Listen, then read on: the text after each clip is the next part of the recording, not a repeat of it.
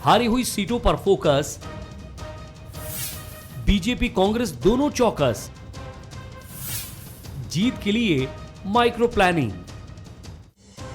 मध्य प्रदेश में मिशन 2023 की तैयारी 2018 के रिपोर्ट कार्ड के आधार पर होगी।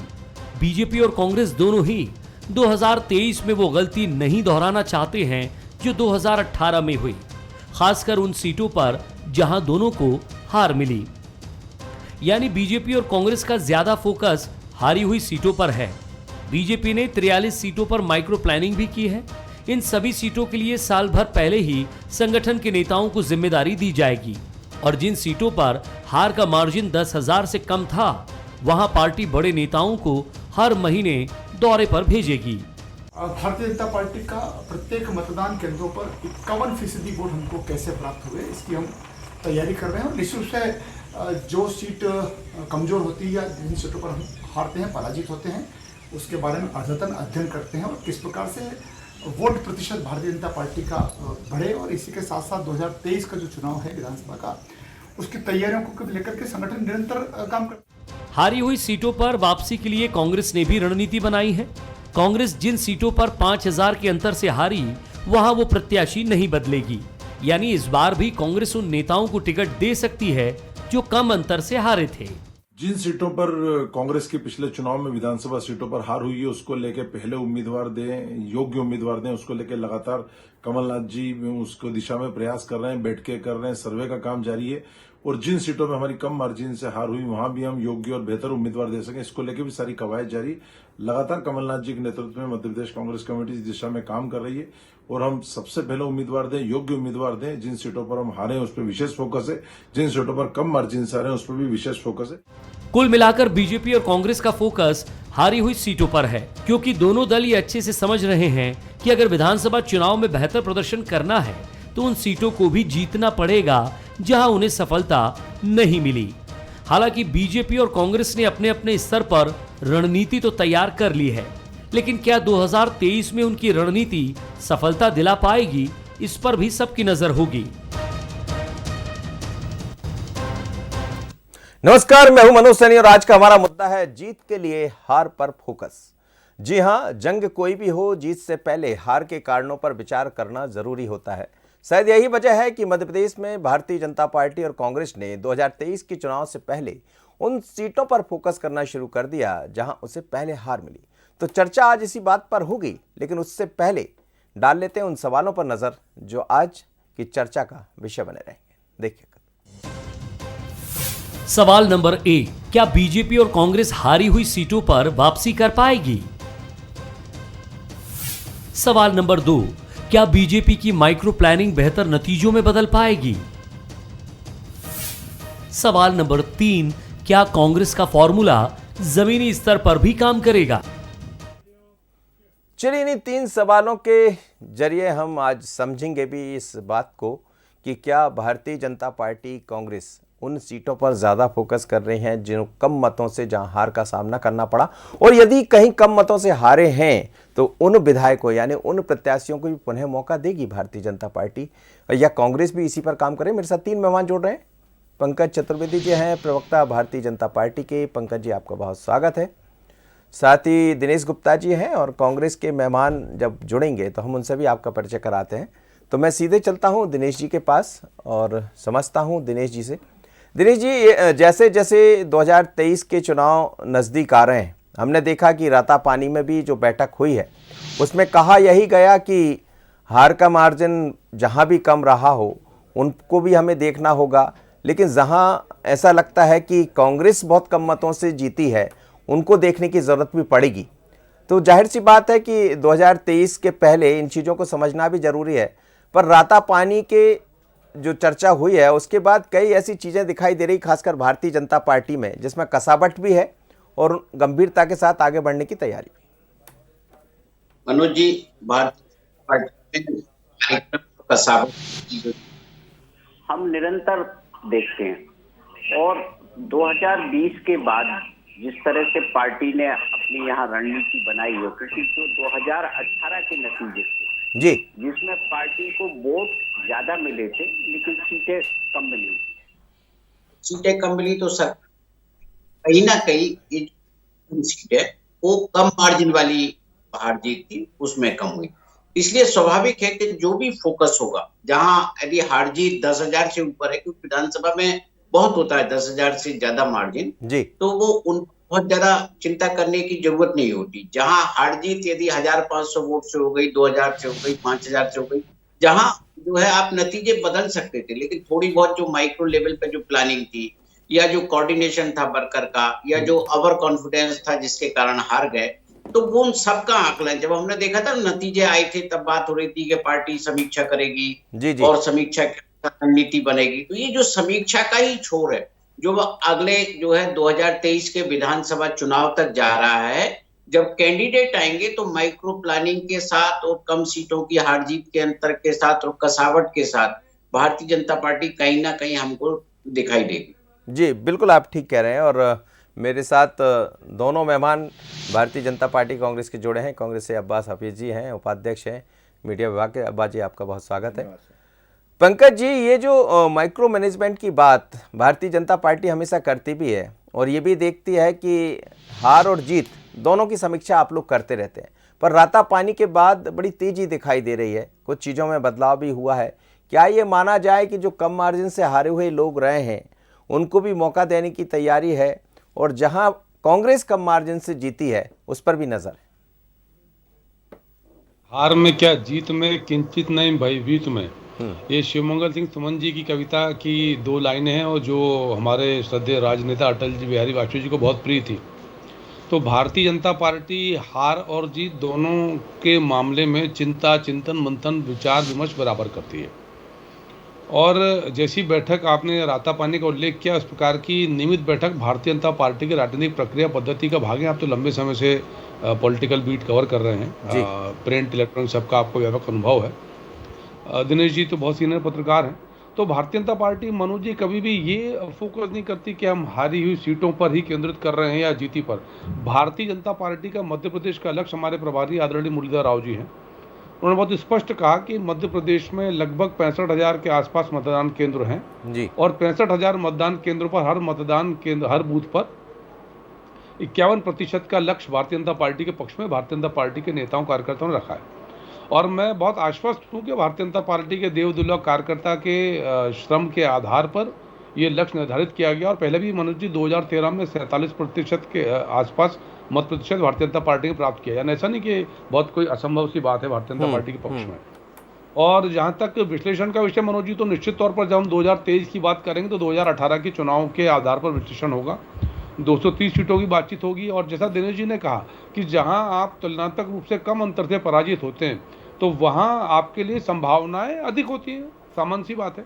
पर 2023 का चुनाव जब मनोज जी आएगा तो और भी कई सारी चीजें जुड़ जाएंगी। तो Bharatiya Janata party micro macro level पर, यानी बहुत सूक्ष्म स्तर पर और व्यापक स्तर पर काम करती है। पर मूल उद्देश्य मनोज जी वही है कि 230 सीटों पर वो भारतीय जनता पार्टी का कार्यकर्ता कौन सा होगा जो भारतीय जनता पार्टी के प्रतिनिधि के तौर पर जनप्रतिनिधि के रूप में कमल की चुनाव चिन्ह पर जीत हासिल करेगा।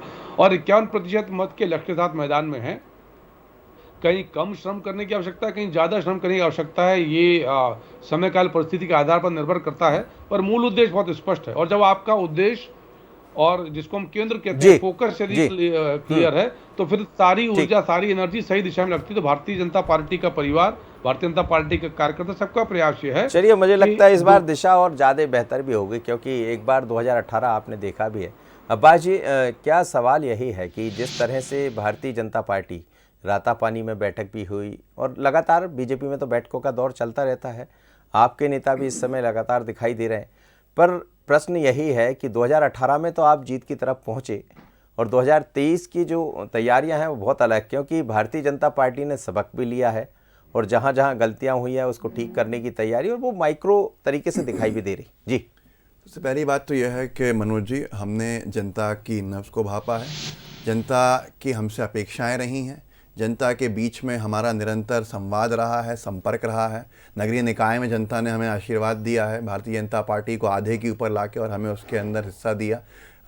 लोग कहते हैं कि झुकाव जो होता है नगरीय निकाय में, एक तरफ सरकार की तरफ चला जाता है, सत्ताधारी दल की तरफ चला जाता है। ऐसा मध्य प्रदेश में नहीं हुआ, जो दिखा रहा है कि मध्य प्रदेश का रुझान किस तरफ जा रहा है।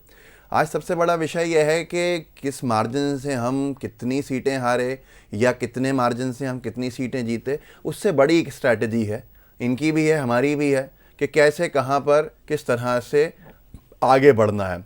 लेकिन बड़ा विषय यह है कि हमारे पास तो वादे हैं, 15 महीने की उपलब्धियां हैं कि 15 महीने के एक अल्प समय के अंदर हमने जनता के बहुत सारे वादों को पूरा करके दिखाया। चाहे वो कृषि मंत्री का मानना हो कि किसानों की कर्ज माफ़ी हुई, बचे हुए जो किसान हैं उनकी कर्ज माफ़ी अब दोबारा आके करेंगे, पानी को अधिकार के रूप के अंदर देने की बात करी गई, राइट टू वाटर की बात करी गई, शुद्ध के लिए युद्ध किया गया, कमलनाथ जी के नेतृत्व में हमने जिस तरह से माफिया का सफाई की शुरुआत की, जनता देखती है, जनता जानती है। सबसे बड़ा उदाहरण है बिजली के बिल। तो बिजली के बिल जो कम लोगों को मिल रहे थे और इनकी सरकार में आके जो बढ़े हुए बिजली के बिल मिले, वो भी जनता के सामने। भारतीय जनता पार्टी कितनी बैठकें कर ले, पंकज भाई कह रहे थे कि इस तरह से 230 के ऊपर जो इनका फोकस है या जो भी है उसमें सरकार की उपलब्धियां गिनाएंगे क्या, ये एक बड़ा सवाल है।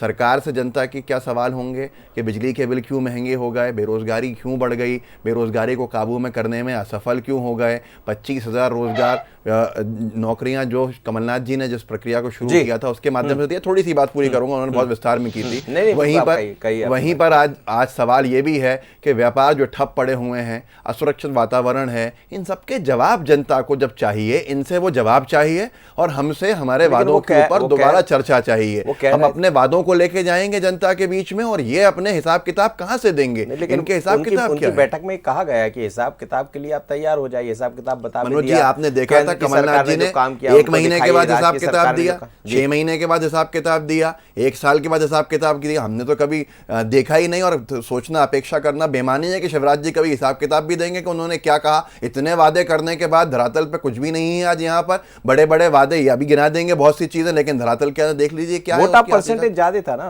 अब्बाजी। वोट ऑफ परसेंटेज के अंदर एक छोटी सी बात थी, 2018 की बात कर लेता हूं, काटो काट था। हमारी एक विधानसभा की सीट बुंदेलखंड की, आप जानते हैं, अलायंस में शरद यादव जी की पार्टी के साथ गई थी, जिसके ऊपर उनको बहुत कम वोट मिले थे और वहां बीजेपी का मार्जिन बहुत 60,000 का मार्जिन था, जिसकी वजह से एक वोट प्रतिशत में हल्की सी बढ़ाव थी। लेकिन आज सबसे बड़ी चीज यह है कि अब 2023 के जनता किस ओर जाने वाली है। हमारा काम भी देखा है, इनका काम भी बिल्कुल ठीक है। दिनेश जी, इस बार का जो इलेक्शन होगा, जिस पर हम कई बार रोज ही चर्चा करते रहते हैं, लेकिन ये तो सच है कि अब जनता के सामने दोनों ही दलों को समझने का मौका है।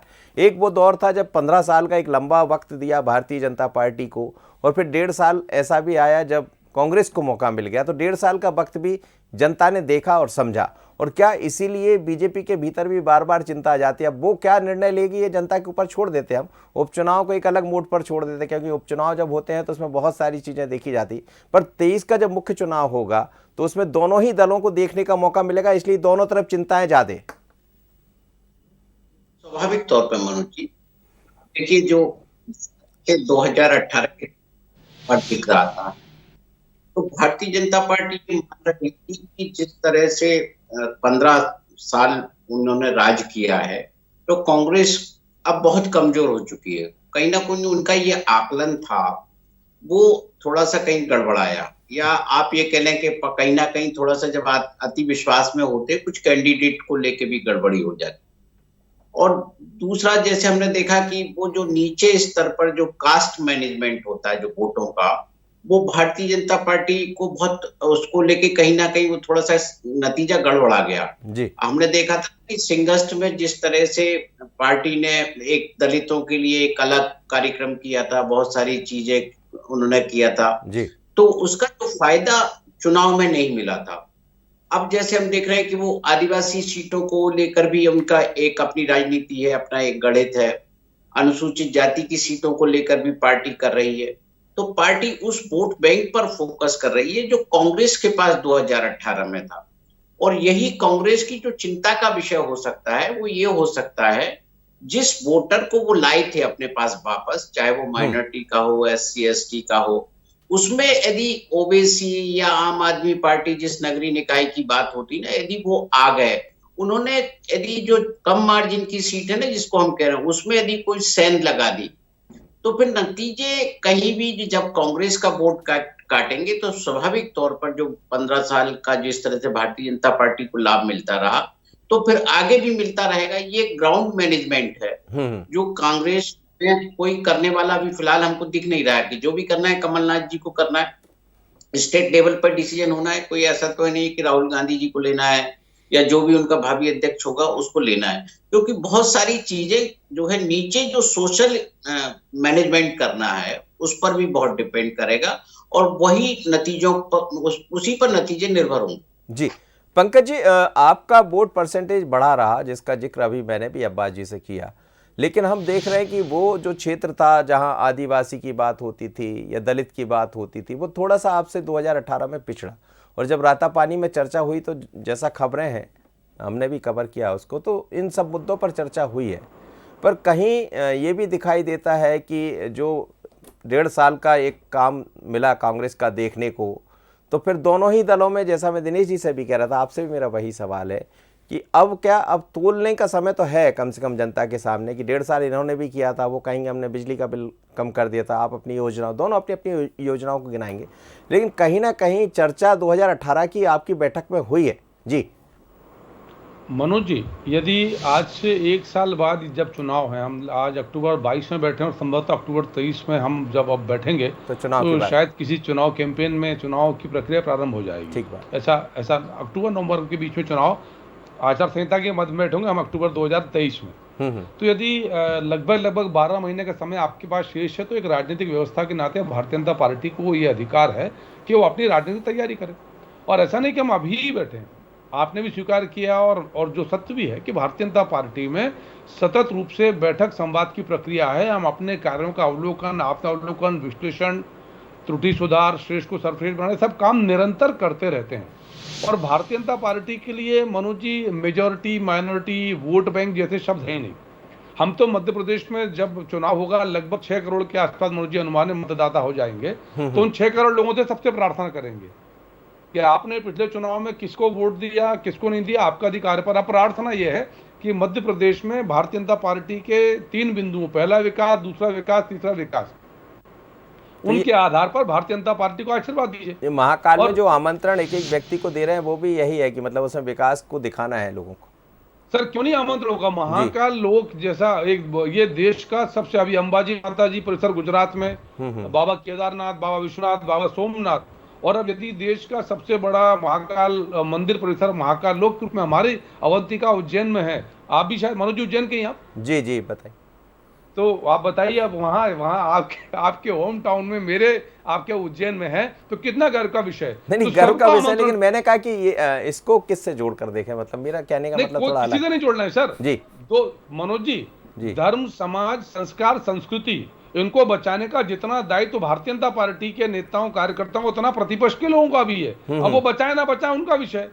2016 के कुंभ के समय योजना बन गई थी, माननीय मुख्यमंत्री शिवराज जी ने देखा कि बहुत व्यापक रूप से परिवर्तन की आवश्यकता है, और ये देश में एक सांस्कृतिक पुनरुत्थान में साधुवाद दूंगा आदरणीय प्रधानमंत्री नरेंद्र मोदी जी को और मुख्यमंत्री शिवराज जी को कि जहां अवसर मिलता है धर्म, समाज, संस्कृति को सुरक्षित करने का, क्योंकि यही तो हमारी मूल्य है। धर्म, समाज, संस्कृति से तो सब कुछ होता है सर, बिल्कुल सही कह रहे हैं आप। जी अब्बास जी, उसी समाज सबसे बड़ा विषय ये है, उनका विषय सबसे बड़ा विषय ये है कि अब इसके ऊपर भी श्रेय लेने की बात नहीं होती, मैं उस तरफ जाना नहीं श्रेय लेने की बात नहीं होती, लेकिन फिर भी अगर देखा जाए तो माननीय कमलनाथ जी के जो प्रयास थे, पंकज जी भी हमारे ही साथ थे कांग्रेस पार्टी में, हम सब ने देखे थे उस वक्त ये प्रयास कि कमलनाथ जी ने महाकाल कॉरिडोर के लिए शुरुआत करी, सबको बुलाया, वहाँ पर फंड्स निकालने का काम किया, फंड्स एलोकेट करने का काम किया। इतना बड़ा व्यापक तौर के ऊपर कोई काम हुआ, चाहे वो राम पदगमन हो या फिर होम सर्किट की बात हो, ये सारी की सारी चीज़ें हम सब ने साथ में देखी हैं, पंकज जी ने भी देखी हैं, आपने भी देखी हैं, हमने देखी हैं, लेकिन इस पर श्रेय देकर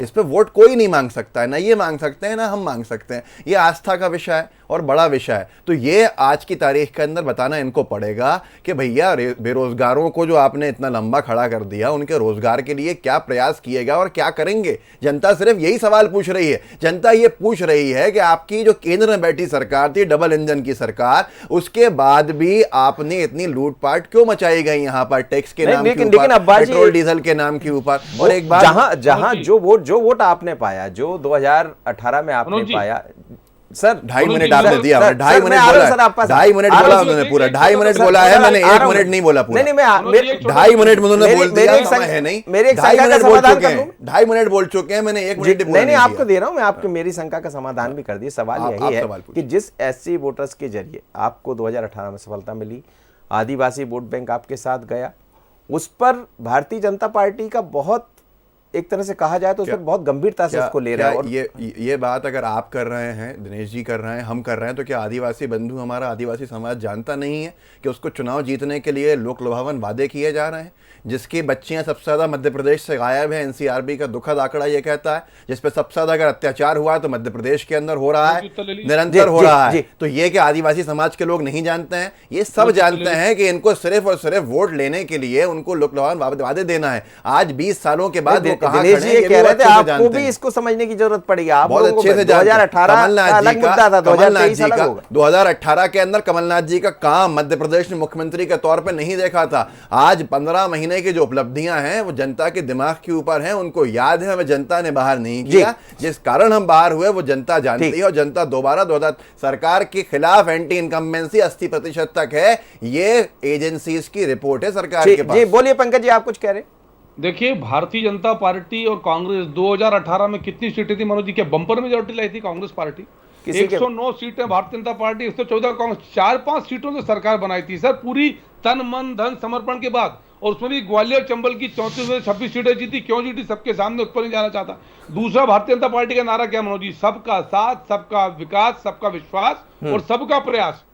और इसीलिए मैंने आग्रह किया कि हम मध्य प्रदेश के 6 करोड़ मतदाता बंधु भगिनियों से आग्रह करेंगे कि विकास किया है, विकास करेंगे, ही करते रहेंगे, उनको कुछ देंगे नहीं, रोजगार नहीं देंगे उनको रोजगार नहीं देंगे, उनको टैक्स लगा के लूटेंगे, उन पर ज्यादा बिजली के बिल ला देंगे। कैसे सरकार की नाकामी के ऊपर वो अपनी जेब से पैसा लगाएं, तो जनता आपको क्यों वोट देगी? वो बच्चों से पूछिए जो बेरोजगार खड़े होंगे हैं, वो बच्चियों से पूछिए जो आज अपने आप को सुरक्षित महसूस करती हैं यहाँ, उन गृहिणियों से पूछिए जिनके लिए घर चलाना मुश्किल हो गया है। और आप अपनी उपलब्धियां गिनाएंगे वहां, या सिर्फ ये याचनाएं करते रहेंगे कि याचक की तरह के साथ वोट दीजिए, वोट दीजिए, वोट दीजिए। अरे जनता को भी तो कुछ दीजिए आप। कमलनाथ जी ने जनता को दिया था, कमलनाथ जी ने जनता को जनता का अधिकार दिया, आपने क्या दिया? सब बातों पर कुछ नहीं दिया आपने। कैसे छल किया?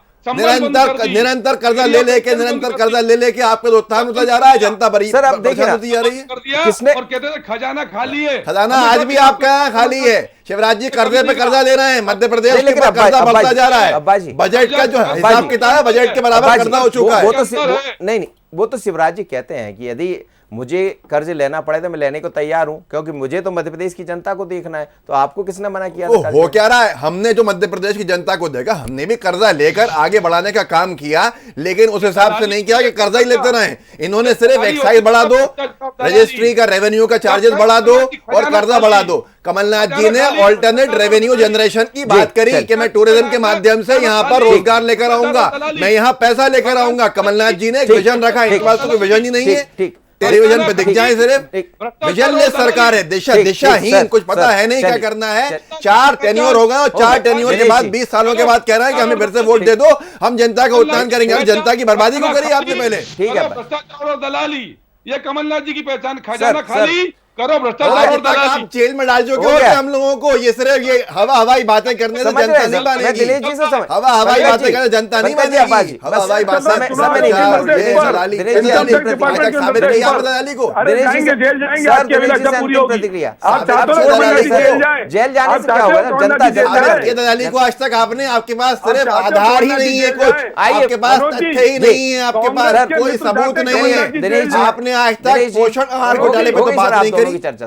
कमलनाथ जी जेल जाए, कांग्रेस के मित्र चाहते हैं पानी पी के स्मरण कर रहे हैं कमलनाथ जी जेल जाए, आपकी आशा पूरी होगी। पूरे प्रदेश की जनता को बेहाल करके हंस रहे हैं। शर्मिंदगी की बात है। पोषण आहार घोटाला, बच्चों का पोषण आहार खा गए आपके राज के अंदर, अनाज घोटाला हो रहा है और उसके बाद आपको हंसी आ रही है। घोटाले प्रदेश का हुआ है पूरा। दिनेश जी, पंकज जी, दिनेश जी को बोलने दीजिए। जी सर, दोनों को आप सुन रहे हैं, मैं आपसे एक अंतिम प्रतिक्रिया लेना चाहूंगा इस पर। क्या आपको लग रहा है कि जिस तरह से दोनों बातें कर रही है, अलग बात है, लेकिन मैं फिर वही कहूंगा कि कहीं ना कहीं मौका इस बार जनता के सामने दोनों को देखने का होगा। और वो जहां भारतीय जनता पार्टी के कहा भी जाता है कि वो जहां गलतियां करती है उस पर बड़ी गंभीरता से काम करती है, माइक्रो मैनेजमेंट तक जाती है, जिसका शुरुआत में हम जिक्र कर रहे थे। और क्या इसी माइक्रो मैनेजमेंट की जरूरत कांग्रेस को है?